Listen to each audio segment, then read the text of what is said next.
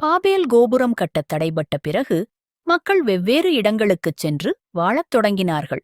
அதில் ஒன்றுதான் ஊர் என்கிற நகரம். அழகழகான வீடுகள் இருந்த ஒரு முக்கிய நகரம் அது. அங்குதான் ஆபிராம் என்னும் இவர் குடும்பத்துடன் வாழ்ந்து வந்தார். ஆனால் அங்கிருந்த மக்கள் நோவாவைப் போல மெய்யான தேவனை வணங்காமல் சிலைகளை வணங்கி வந்தார்கள். ஒருநாள் ஆபிராமிடம் யெகோவாவாகிய கடவுள், இந்த ஊர் என்கிற நகரத்தையும் உன் சொந்தக்காரரையும் விட்டுவிட்டு நான் உனக்குக் காண்பிக்கிற நாட்டுக்குப் போ என்று சொன்னார். அப்பொழுது ஆபிராம் ஊர் என்ற நகரத்தில் தனக்கிருந்த வாழ்க்கையை விட்டுவிட்டு குடும்பத்துடன் தேவனுடைய வார்த்தைக்கு கீழ்ப்படிந்து சென்றார். ஆபிராம் எப்பொழுதும் கடவுளுக்கு கீழ்ப்படிந்ததால்தான் அவர் கடவுளுடைய நண்பர் என்று அழைக்கப்பட்டார். ஊர் நகரத்தை விட்டு ஆபிராம் புறப்பட்ட போது ஆபிராமின் மனைவி சாராயும் அவருடைய அப்பா தேராகுவும் அண்ணன் மகன் லோத்தின் குடும்பமும் அவருடன் போனார்கள். அவர்கள் எல்லோரும் ஆரான் என்ற இடத்திற்கு வந்தார்கள். அது மிகவும் செழிப்பாயிருந்தது. ஆகவே இதுதான் கடவுள் சொன்ன இடமாக இருக்கும் என்று ஆபிராமின் தகப்பனார் நினைத்ததால் அங்கேயே இருந்துவிட்டார்கள். இப்படித்தான் நம்மை கூட மனிதர்கள் சில சமயங்களில் தவறாக வழிநடத்தக்கூடும். அவர்கள் எல்லோரும் ஆரானில் இருந்தபோது ஆபிராமின் தகப்பனார் தேராகு இறந்து போனார். தேராகு இறந்த பின்பு கடவுள் திரும்பவும் ஆபிராமிடம், நீ இவ்விடம் விட்டு நான் காண்பிக்கும் இடத்திற்கு போ என்று பேசினார். அப்பொழுது ஆபிராம், இது தேவன் நமக்கு கொடுத்த இடம் அல்ல என்பதை புரிந்து கொண்டார். உடனே ஆபிராமும் அவருடைய வீட்டாரும் ஆரானை விட்டு புறப்பட்டு கானான் என்ற தேசத்திற்குப் போனார்கள்.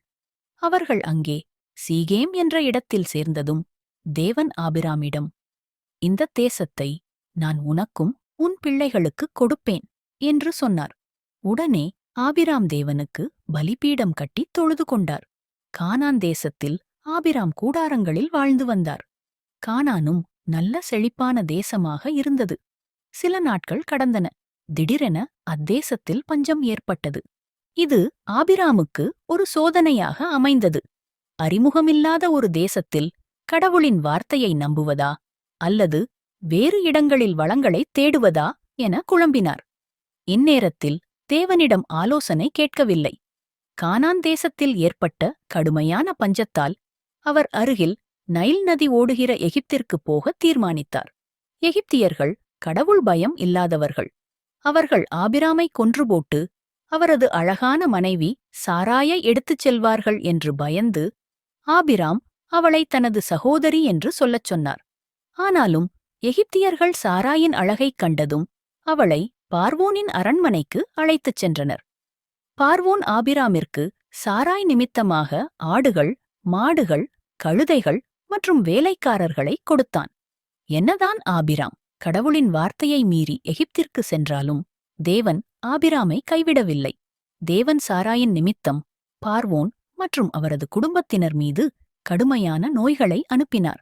அதன் விளைவு, பார்வோன் உண்மையை கண்டுபிடித்தான். ஆபிராமின் ஏமாற்றுதலை எதிர்கொண்டான். ஆபிராமையும் சாராயையும் அவர்களுடைய எல்லா உடைமைகளையும் எகிப்திலிருந்து அனுப்பிவிட்டான். அவர்கள் திரும்பவும் கானானுக்கே வந்தார்கள். அவர்களோடு எகிப்திலிருந்து ஆகார் என்னும் ஒரு அடிமைப் பெண்ணும் வந்தாள். இந்தக் கதை ஆபிராமிடம் விசுவாசம் இருந்தபோதிலும் மனித பலவீனத்தை எடுத்துக்காட்டுகிறது. ஆனால் கடவுள் தனது வாக்குறுதிகளை பாதுகாக்கிறார் என்பதையும் நிரூபிக்கிறது.